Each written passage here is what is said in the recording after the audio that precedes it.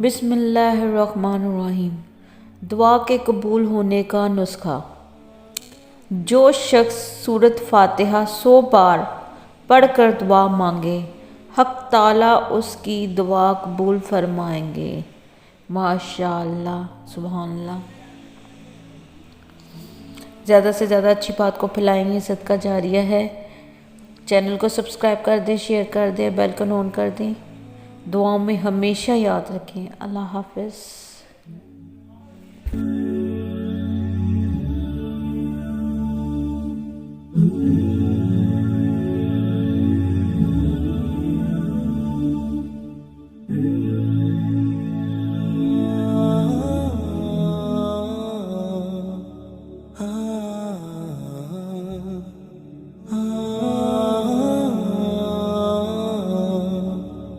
ah